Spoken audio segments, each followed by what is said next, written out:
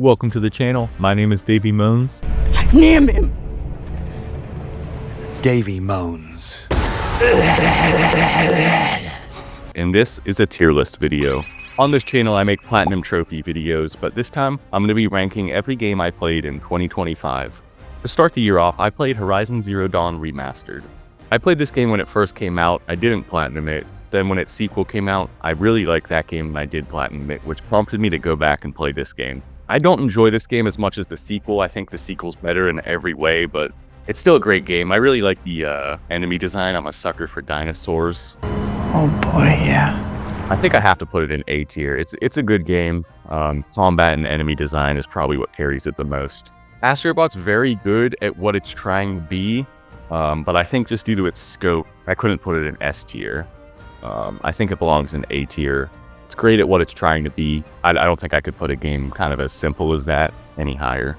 After that, I got into the Jak and Daxter series. I never played these games as a kid, but I wanted to give them a shot, especially now. The first game's one of the best in the series. It's kind of surprising how far they got away from this formula. Handling of this thing isn't very good, so I sure hope this doesn't become a major mechanic in the sequel. I think Jak 1 belongs in A tier. It's a great game. I don't have any nostalgia for these, so let me know if your rankings are different. But yeah, this is an iconic franchise, and it got off to a great start here.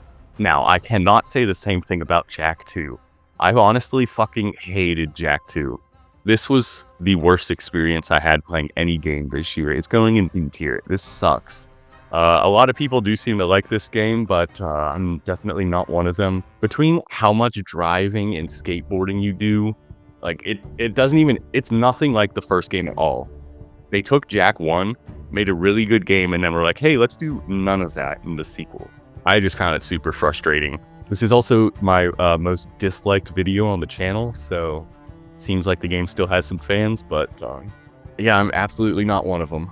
Then Jak 3 comes along, and Jak 3, it's very similar to Jak 2 in a lot of ways, except it's better in every single way. I'm not sure, honestly, which game I like more, the original or Jak 3. Jak 3 was a great time. It held up so much better than the second game. Calling it open world's probably a stretch, but it had kind of like a big desert environment that was pretty cool to explore around. After Jak 3, they changed up the series a good bit with Jak X. It's an arcade racer. It doesn't really do anything special, but it's kind of fun. So it's going to be the first game that I throw here in B tier.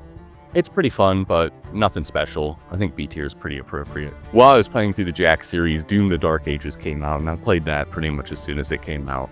I'm a big fan of the recent Doom games. I think all three of them are pretty damn good. I very much enjoyed Doom: The Dark Ages overall. Definitely changed things up from Eternal. Overall, I enjoyed it.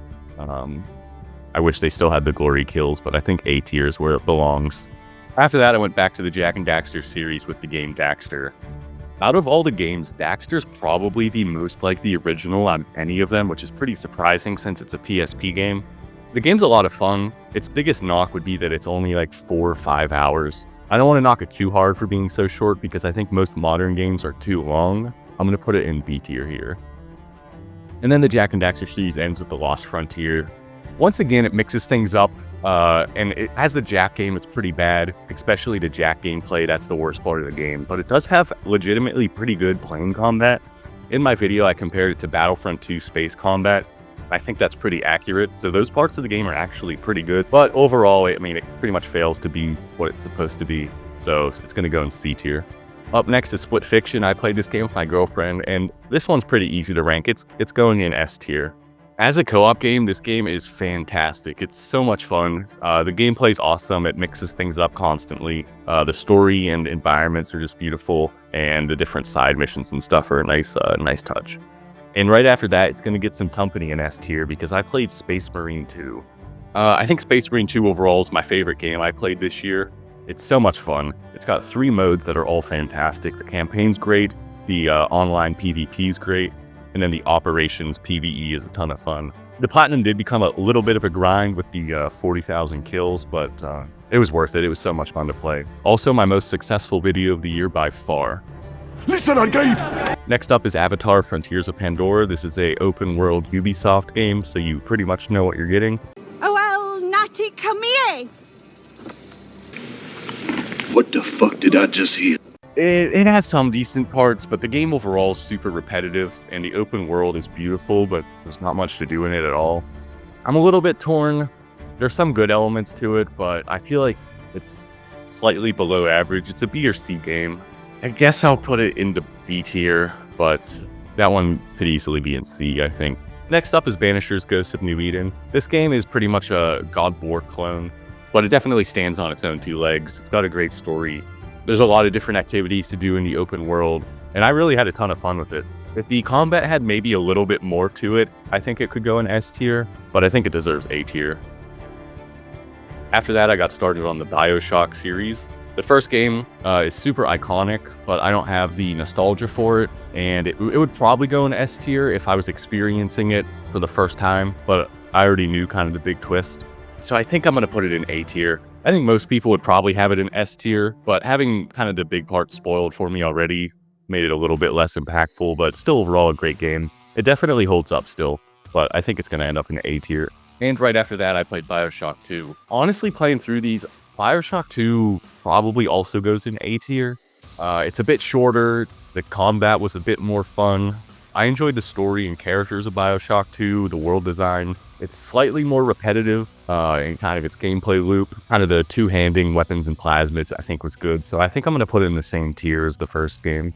And that does it for games I've made videos on. I'm currently playing BioShock Infinite, so I'm not going to put it on the tier list yet. The rest of these aren't necessarily in the order that I played them, but I played them throughout the year. So we're going to get started with Battlefront Classic Collection.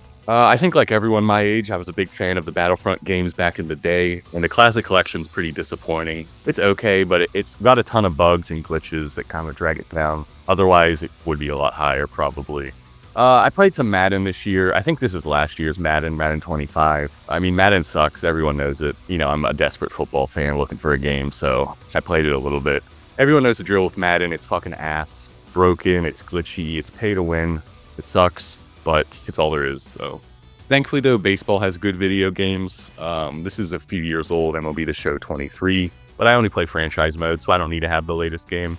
This game has been my most played game this year. This has been my go-to for when I didn't want to record one of these. I just play this game. The only reason it's not an S tier is because the scouting. Your scouts will give you I don't have any footage of this, but your scouts will give you a range for prospects. They'll be like, oh, this guy's somewhere between 80 and 93. And then you'll draft him and his potential will be like 72.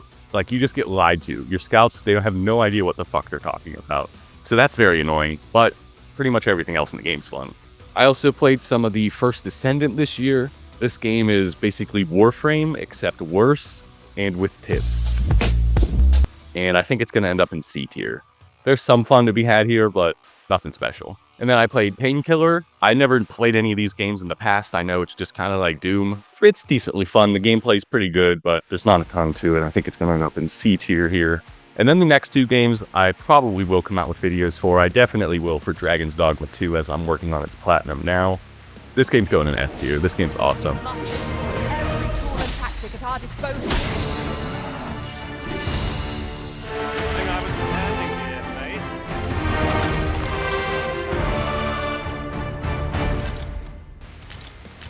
The different vocations, which are the classes in the game, are so much fun to use. Like, I'm constantly like, oh man, I really want to try this one out, but I just got this weapon for this one. It's a ton of fun. There are some very annoying and tedious parts to the game, but the good outweighs the bad. It's awesome. And then last up's Killing Floor 3. I played Killing Floor 2 a little bit. I wouldn't call myself like a big fan of the series, but I know most people think this one's kind of shitty, but I've had some fun with it. I think I'll put it in B tier. And that's going to do it for the list. This is every game I played in 2025. Most of them are pretty old. I didn't play that many new games, but I got some catching up to do on some of these series, so it is what it is. Let me know what you guys think. Do you agree? Do you disagree? And what was your favorite game you played in 2025? I think I'm going to give my crown to Space Marine 2. Thanks for watching. See ya. Is that it? I think so.